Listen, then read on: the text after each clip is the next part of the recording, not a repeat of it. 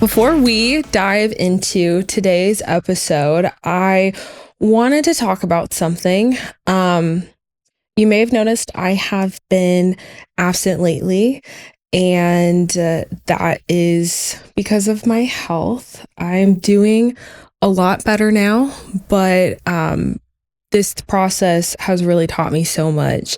Most importantly, that health concerns don't go away. And as much as I tried to ignore it, think everything's fine, and push through it, the issues continue to get worse. And so I had to take a little bit of a break to address that, and I'm doing a lot better now. And I am so thankful for the people around me who have been so supportive, like you and so many other people.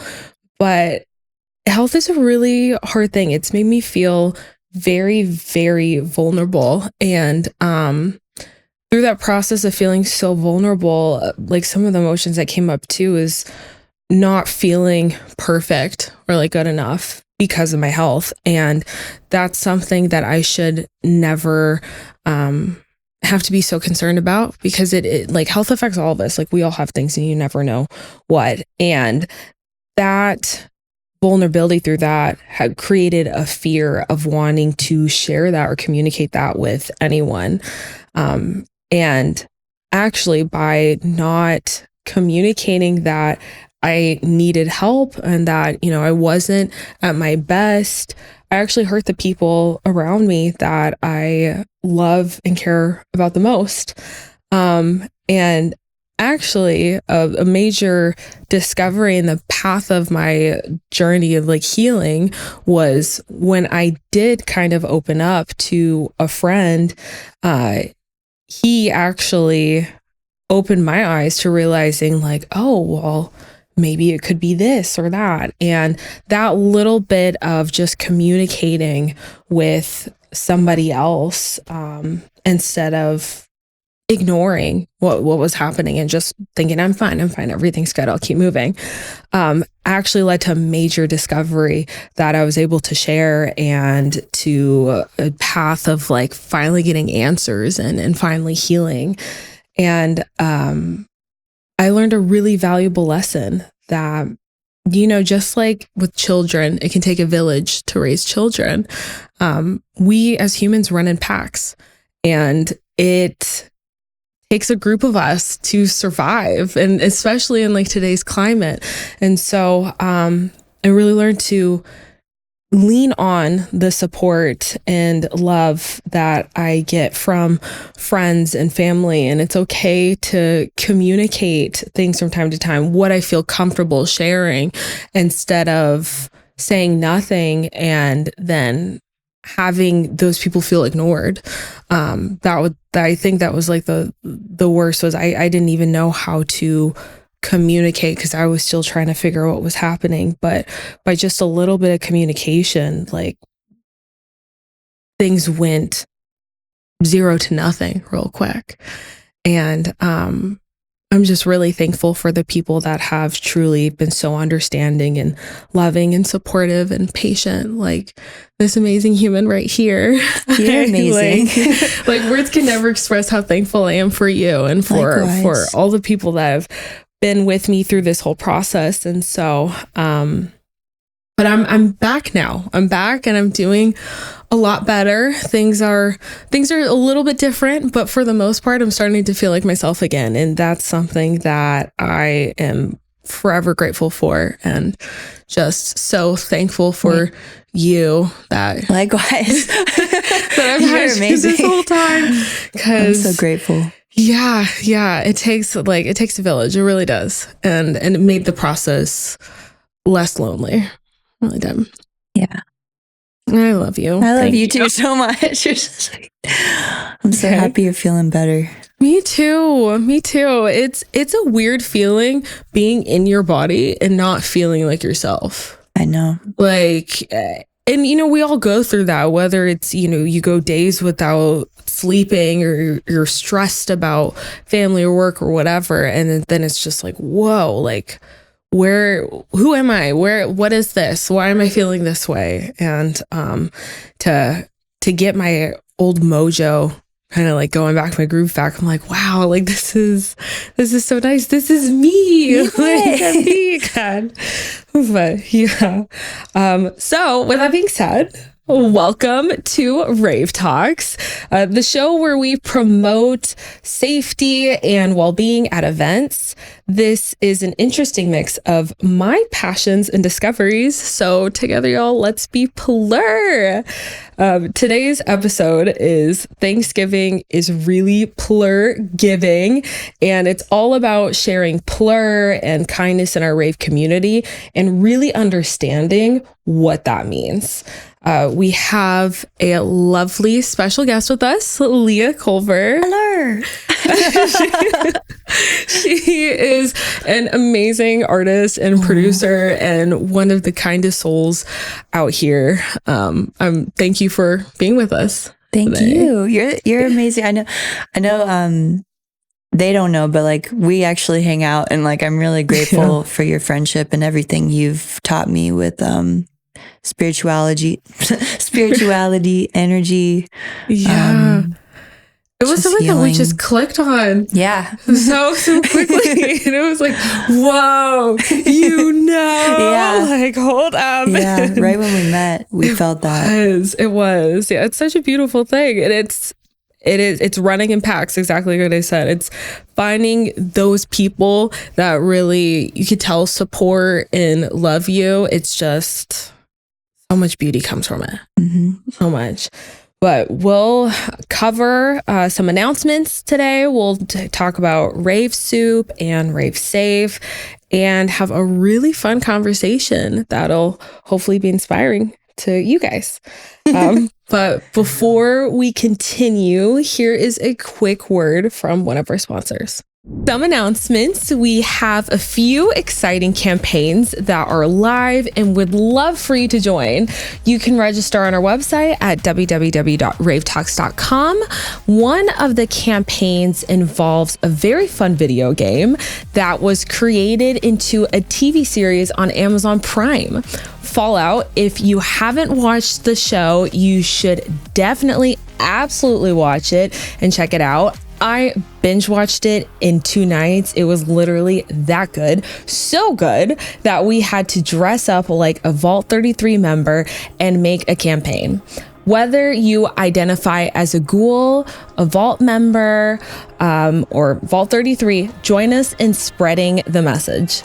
The other campaign that is officially live is Plur Giving. This is our 2nd year running this beautiful campaign that is all about spreading plur in and out of the raves. Register on our website to be a part of the campaign and subscribe to the mailing list.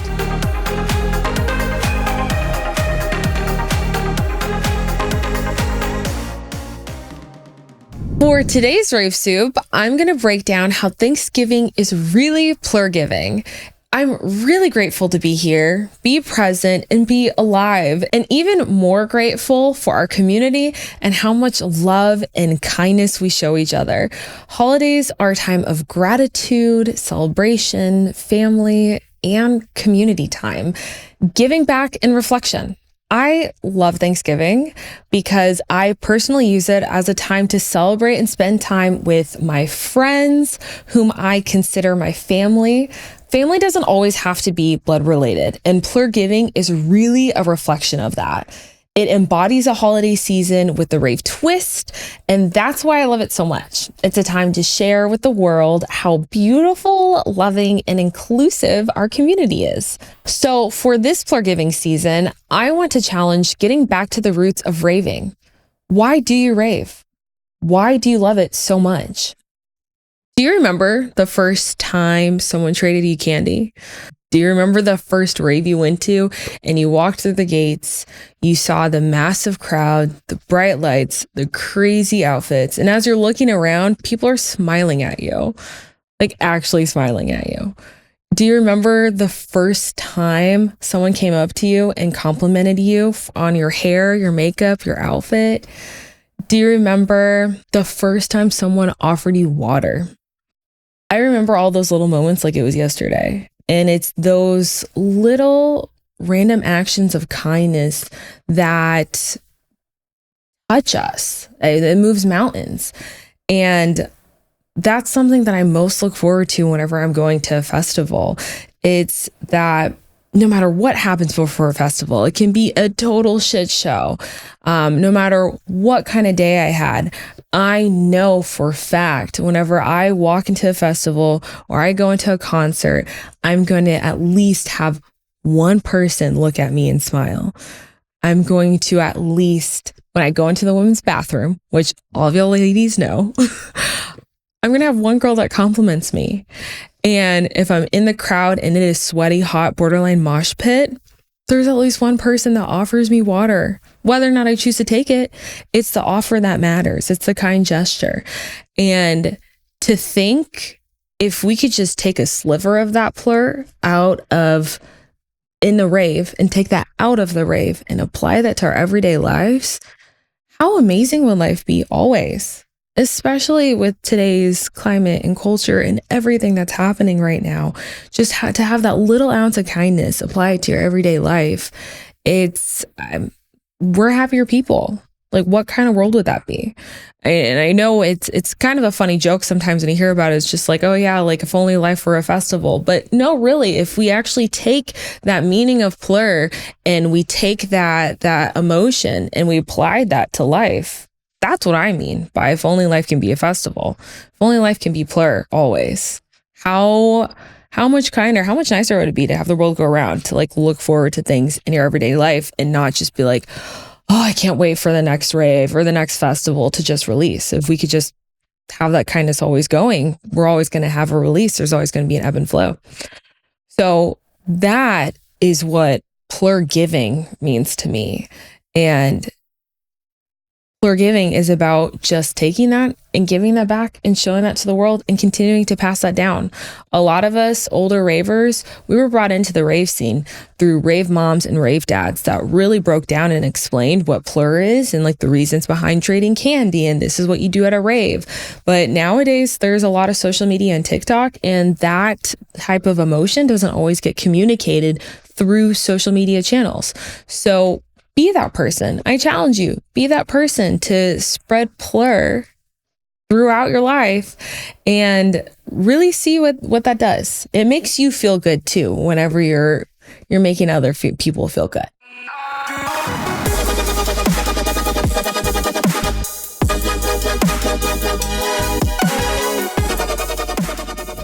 We always have to keep RaveSafe in mind, especially going into festivals and raves. So I made a super fun 11 essential safety vibes tips to keep in mind when you're attending events.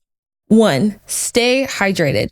Drink plenty of water. You want to avoid excessive amounts of alcohol, and it really helps to prevent dehydration, drinking a lot of water before and after. And I'm not talking about drinking like a bunch of water, chugging water just before you go into the event. I'm talking about like at the moment you wake up, hydrate.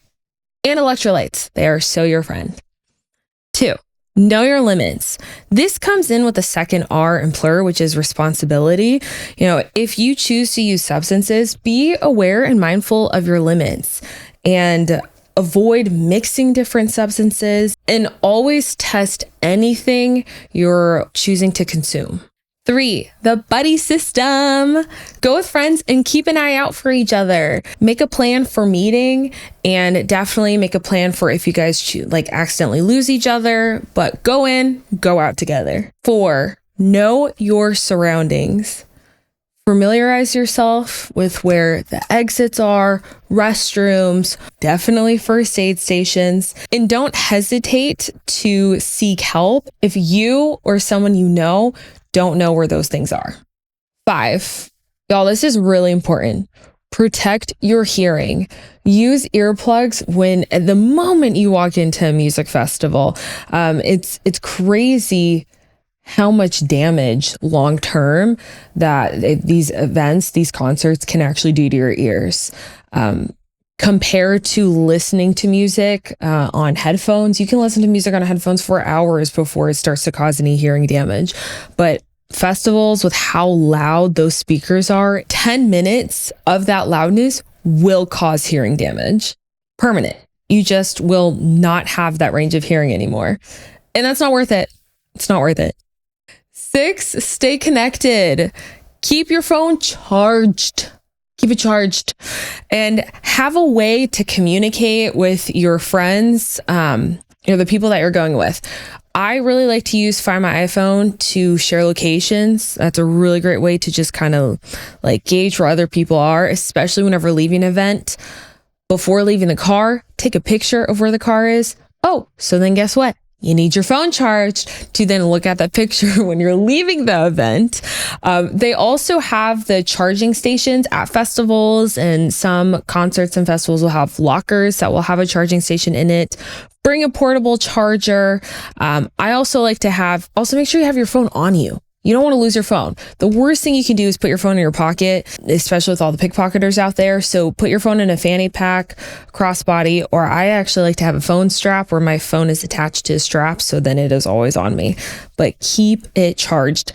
And don't go in with 10% juice. When I say charged, you should at least have it be 50%, y'all. Charge it in the car.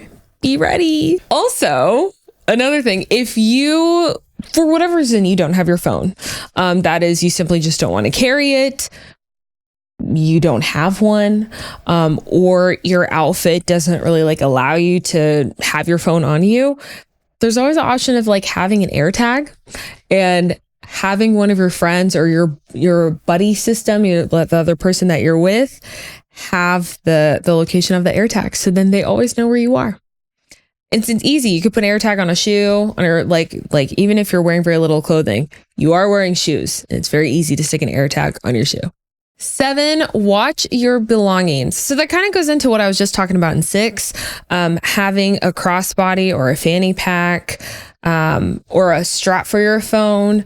I really, really would stray away from putting anything valuable and important in your pockets. So whether that is keys, cards, ID, phone, don't do it. Pack of gum, why not? But don't put any of your valuables there. You want to keep it close on you. Backpacks are also a great option, but I wouldn't put anything in that front zipper or anything, again, because it's really easy for someone to kind of zip that open and you don't even feel it because it's on your back, or if you're jumping up and down, you just don't feel it. Backpacks, I think, are pretty acceptable if there is like a secret compartment within it or like a whole bunch of zippers, so it's more complicated to get in. It's not as easy for somebody to like pickpocket your backpack. Conversely, instead of having important valuables like your ID, credit cards, cash, keys, or phone in that front pocket of a backpack, you could instead have an inhaler, EpiPen, something like more important that you would need easy accessibility to. 8, take breaks. Step away from the crowd. If you start to feel overwhelmed, I need to do that like a lot. Find a quiet spot to recharge. Recharging is so important, especially with how long festivals are. Like, it's okay to take breaks. Just make sure your friends know where you are going, or even better, have them go with you. 9, dress appropriately. Now, what I mean by that is the weather. The weather has messed me up so many times where I don't check the weather before and then I'm freezing cold and I'm hating my life, or I'm overly roasting. So it's always good to check the weather, especially whenever planning out outfits, or if you buy your outfits months in advance, then the week of you'll know, okay, I should bring a jacket, or okay, maybe I shouldn't. 10, stay aware. Be mindful of your surroundings and trust your instincts. If something feels off, say something, act on it, trust it. 11, most importantly and last, respect others. Be aware of personal space and practice consent. Festivals are about happiness and flirt and loving and amazingness, so keep a positive vibe. Y'all can further check out this list on our website at RaveTalks.com, where you can visually see this to help you prep and gear up for your next event.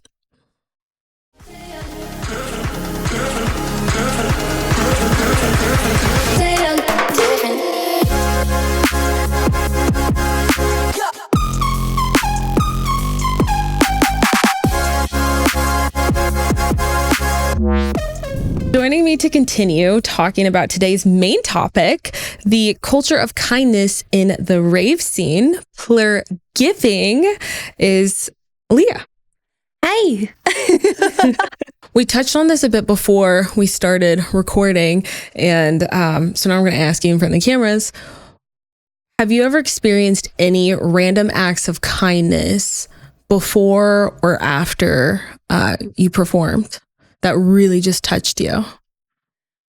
I think that there's a lot of moments like that at every show, but thinking about one right now, I remember there was a show where I had like a boyfriend at the time and he made me cry. I don't remember why. It didn't work out with him. It's fine. But these girls came up and were so sweet and I didn't know them at all. And they were so beautifully creating space in a place where I didn't feel like I had any space.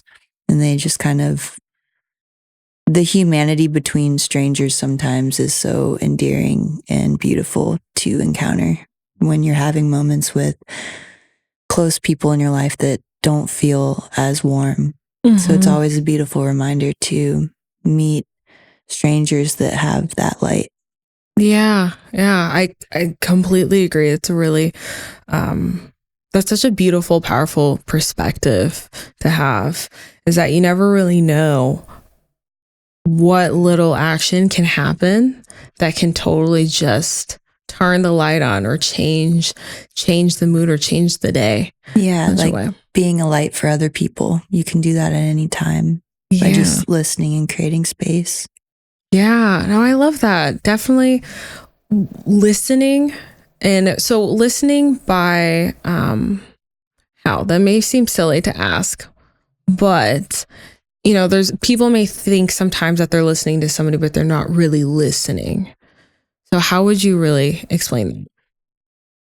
I think listening with intention is, you know when someone's like itching to say their part without really fully hearing it in a conversation, but really just not having any expectation of speaking and just listening. And then a lot of times I'll just wait for that pause when you really can feel they're done and just take it all in and have no expectation of really jumping to say something back. And that way you're very in the moment with them and then taking a breath and responding thoughtfully, just listening.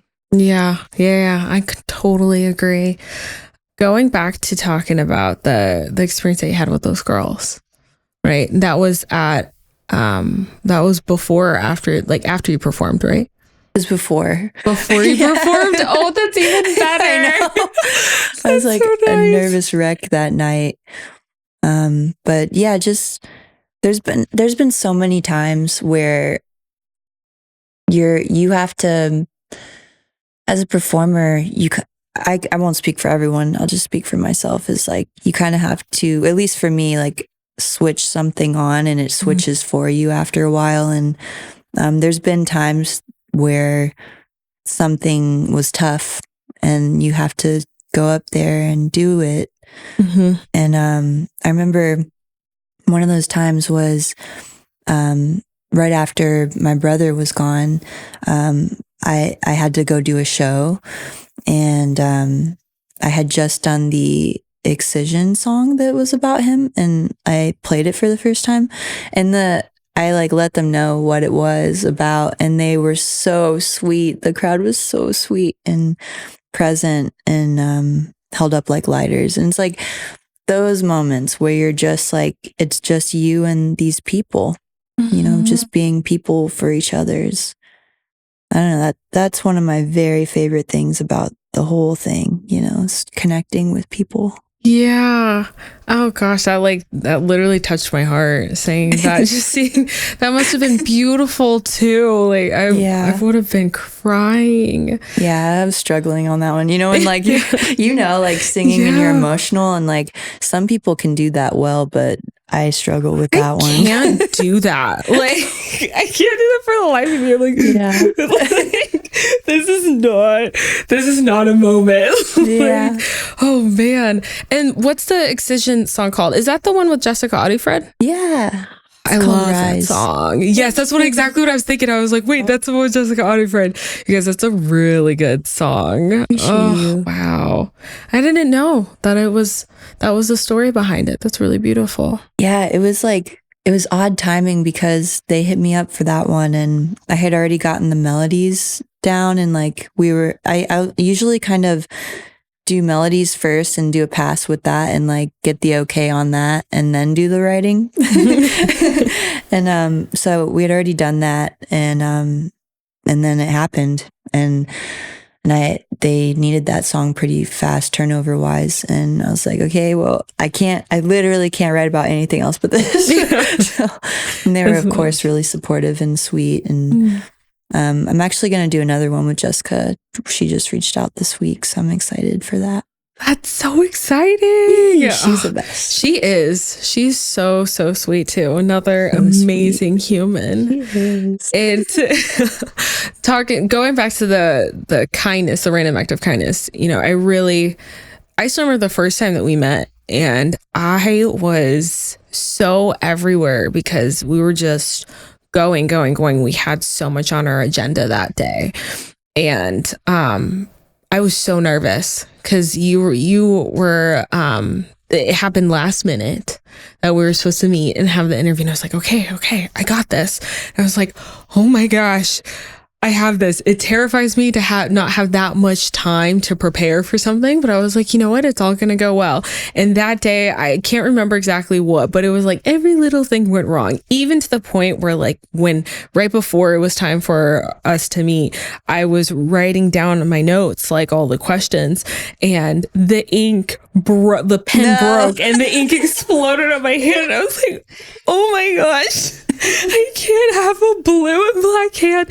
And the bartender lady, she was so sweet. She was just like, here. And she gave me a towel with water. And she was just like, it's okay. Like, you got this. And it was so sweet. I was like, thank you. Like, just reminded me to like kind of bring myself back because I sometimes get in my head too much about different things.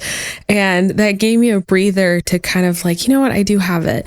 And then the moment whenever we saw each other, like you complimented my hair and you're like, your hair looks really pretty. And I was like, thank you so much.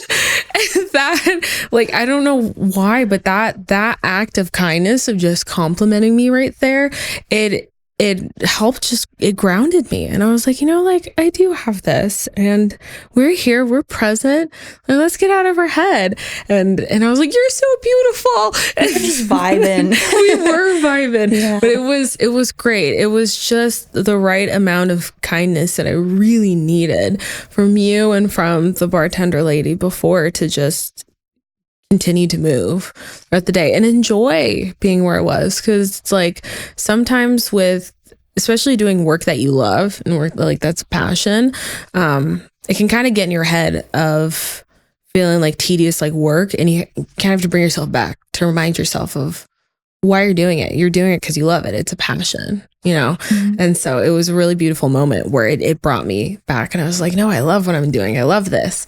Yeah. And I was able to keep going. But it's just really sweet. Like random acts of kindness like that is something that we see a lot in rave culture. And that really is plur, you know? And so how can we expand this idea of plur to the outside world? Like, you know, and I do believe that starting out with just continuing how we compliment people left and right when we're at a festival. Why don't we do that in our daily lives? You know? And then it's just like smiling, even like, you know, everybody's so happy at a festival. You know, everybody's always smiling. That if somebody's upset, it really sticks out like a sore thumb because there's so little. And why don't we smile like that every day? Like, especially in LA. And that's actually something that because we both grew up in the South. And so in the South, we're used to. Yeah, it's so different. It's so different that then the moment that I came out here and I did that, like, I'll never forget, this lady just glared at me and was like shocked. And I was like, oh gosh, like, what happened? Did I do something? And then I did it again, and that happened again. And I was like, is there something on my face? And I checked with my phone. And then my one friend that's out here, she's just like, no, you're smiling a lot. Like, is that a problem? Man, what a beautiful blessing to meet you in LA, you know? I had the same kind of thing with somebody one time. They were like literally trying to train me to be not as nice. They're like, you're too nice. And it was like when I first got here too, and I did not know how to respond to that. Yeah. Like, I don't want to not be nice. Exactly. Like, what is the world like if we're not nice? And being nice, it doesn't mean fake nice. Like, there's a difference between like genuine kindness versus the fakeness. And truly being nice is living in a state of euphoria. Like, and that's totally what I feel that plur is. And that's a part of what makes a rave community so beautiful. Yeah. And so it's just like, and that's why I wanted to like talk to you about this, because you are such a nice person. I mean, literally, you guys, literally, Thank you. Before meeting you, I told everybody, I was just like, yeah, like I have this interview with Leah Culver, and every single person I said your name to, the first response that people said was, she is the sweetest. She is so nice. She's so kind. And I was just like, oh my gosh, like it's really nice. And it's funny, I keep saying the word nice. I probably like would be a millionaire. You'd be a millionaire for how many times I've said nice now. But it's a breath of fresh air. Like, just continue to extend the kindness past the rave scene. Yeah, I think what I can relate to in that is like I've experienced like not nice, and I don't want other people to feel that. And I think that's a big part of why it comes out for me is like, I don't know perfectly what psychologically it is, but I know that I've known what it feels like to feel like on the outside. So when a group, I notice if someone's on the outside, I think just caring in that way is important.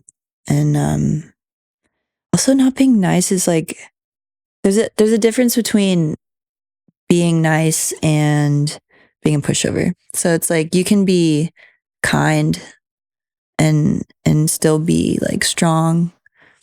And I think that's important too, is just like showing up as your best, which I believe is kind. I think that's everyone's best. Yeah. Oh, I completely agree. And I mean, that totally ties in with what I was saying about genuine kindness versus a fake nice. Yeah.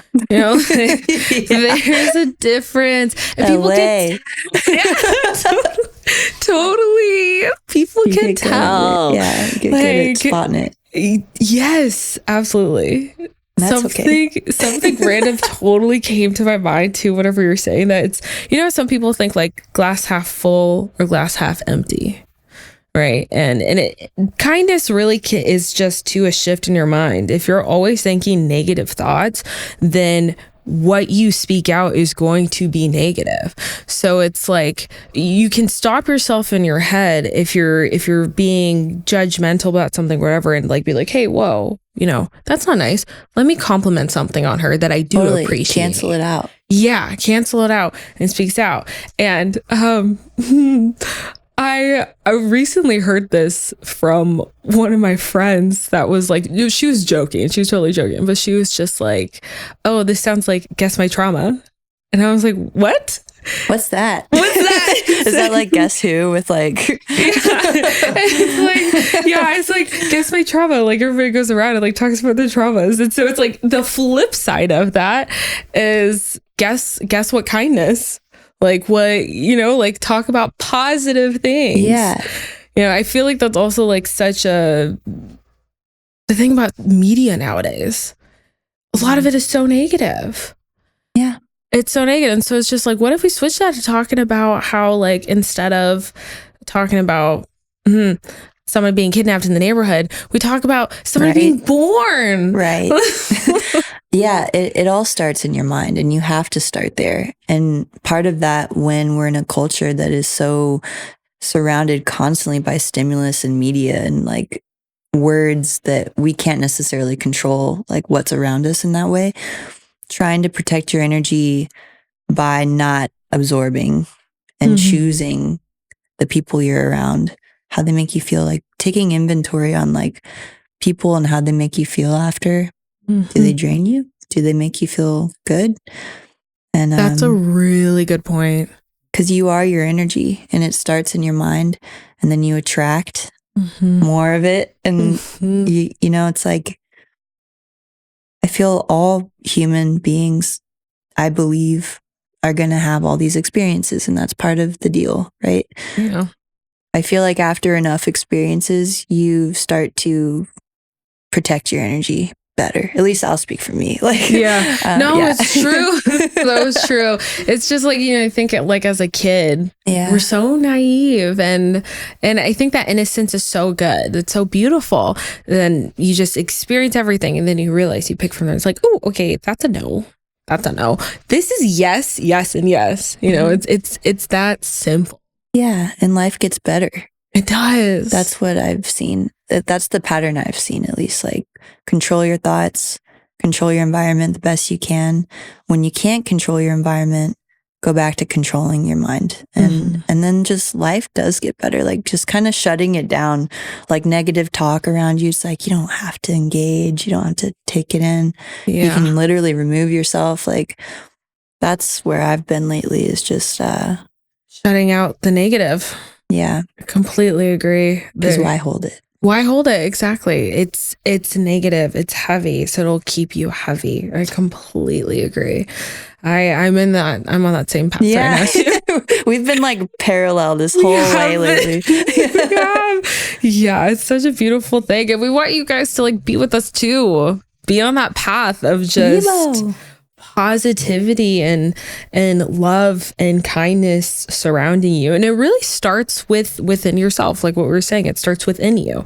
So first, like starting to change your perspective on things, looking at everything half full instead of half empty. And just that change, I don't know about for you, but for me, there was a night and day difference. Like perfect example was going to festival and finding parking.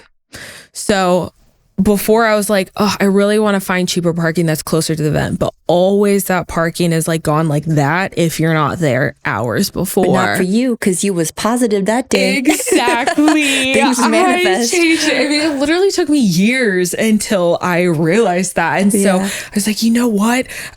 No, you guys, we're going to find it. In this event, I remember because it was at NOS Center in San Bernardino, we were late too. Like the event already started like 2 hours in. And I was like, but that's prime time. Like typically the event starts around like 5 p.m. It was something like Escape or Beyond Wonderland. And we didn't get there till 7, which is when everybody's showing up. And they're like, oh, we're not going to find any parking. And we're going to have to like walk over my way. And I was just like, no, I'm the driver. Like, I got this. We're going to find this, you guys. I believe it. That spot is going to be there for us. And as we're pulling up, like you see all these cars turning around, like as if there's no parking. They're like, see, why don't you turn around? Just turn around already. There's not going to be any parking. And I was like, no, trust. I got this. And I kept telling my head, I just like envisioned that spot. And I was like, it's going to be there. It's going to be there. We're going to be right across the street from the venue. And as soon as we pull up, literally somebody is leaving. And the spot is just there. And they all were just like jaw dropped. And they're like, Beatty, I don't know how you did that. Like, but you just did. And I was just like, positive thinking.